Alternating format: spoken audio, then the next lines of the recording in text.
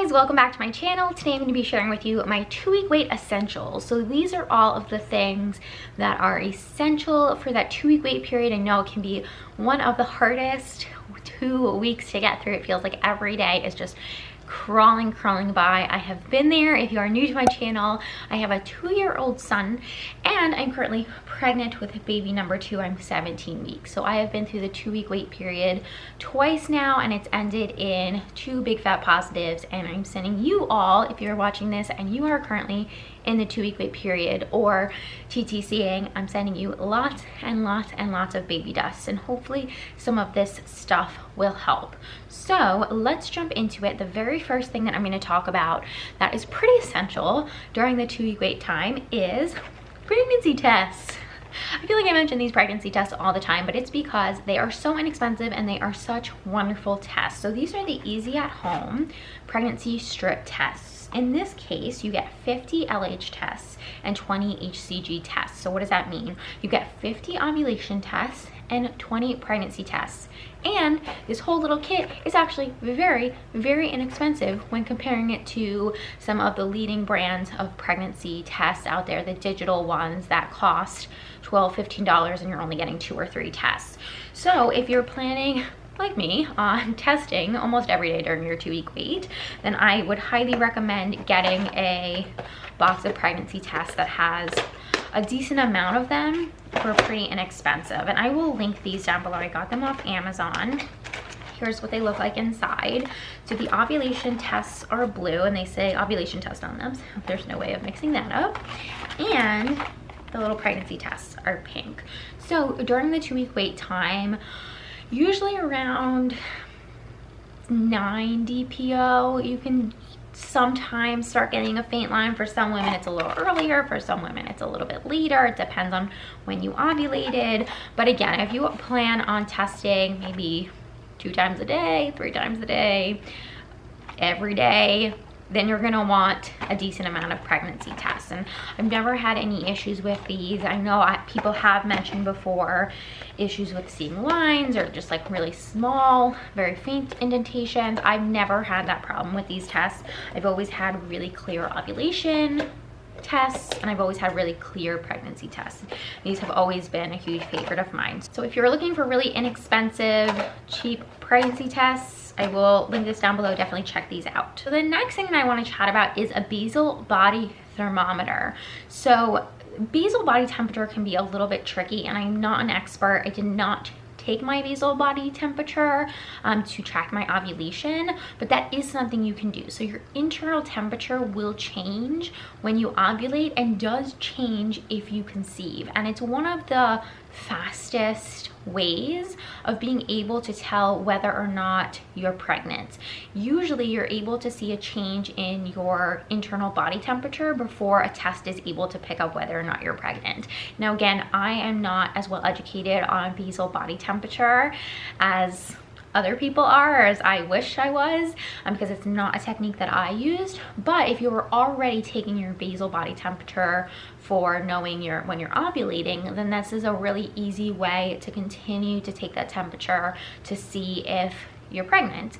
I will link a basal body thermometer down below. I did end up using one when we were trying with my first son with Hugo 2 years ago, but I didn't end up seeing it through, and I never used it to actually check if I was pregnant or not.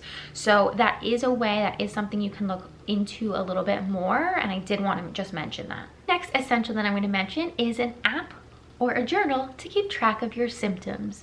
So like I mentioned at the beginning, the 2-week wait period can just feel like a very overwhelming, stressful time. It's so hard not to overthink every little symptom, and it's so hard not to want to write down every little symptom. And what I've actually found helped during the 2-week wait period is writing down those symptoms, is connecting with other women who are going through the same thing. And I found that through apps, fertility apps, I've really found that community during that time. So the apps that I used, or the app I should say that I used while we were trying, is the OVULATION fertility app. Not sponsored, never has been. It's just such a wonderful app and I just really loved it. There are a lot of other fertility apps out there, and I think especially, and I've mentioned this before in other TTC pregnancy videos, but I think really finding the fertility app that works for you is very helpful.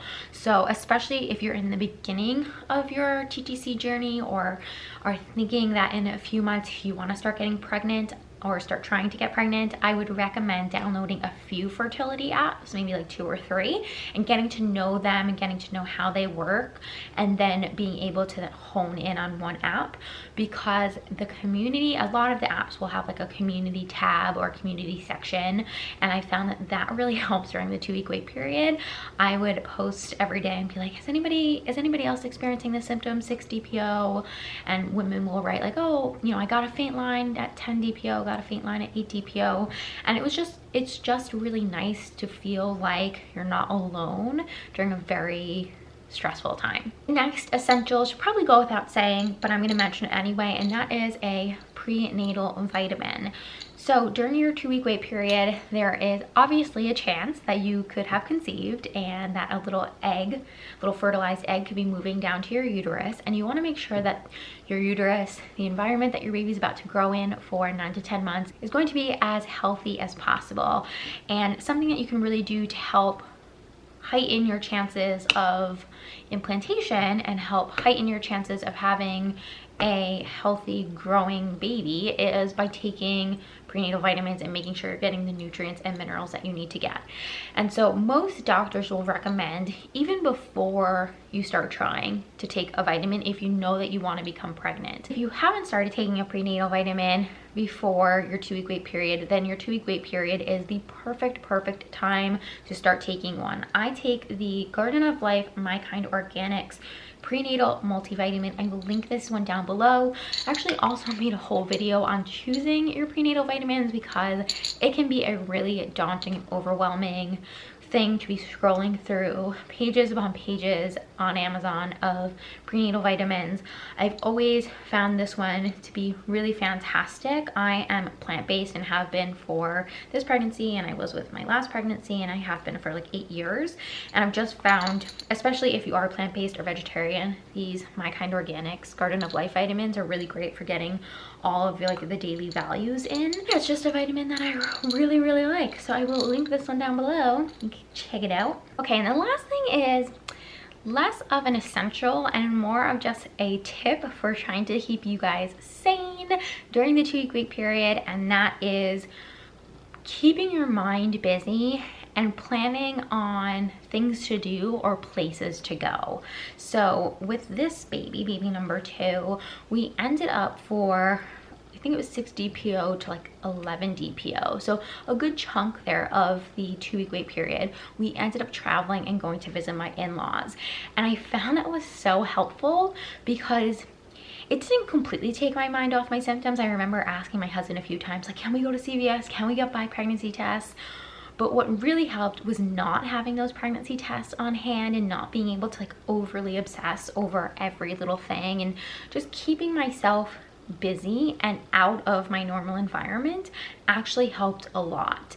Now, if you are going to be home, like I was home with Hugo with his pregnancy every day, I found that like just doing things and keeping myself busy, keeping a full schedule really helped, because then the time doesn't seem to be going by so slowly. If all you're doing is focusing on your symptoms and whether or not you could be pregnant, I swear every tiny little second goes by so slowly, and it feels like you are never going to get to 14 DPO. It feels like you're never going to get to that day where you can finally test and really see if you're pregnant or not. And so my biggest advice is to try to keep yourself as busy as possible.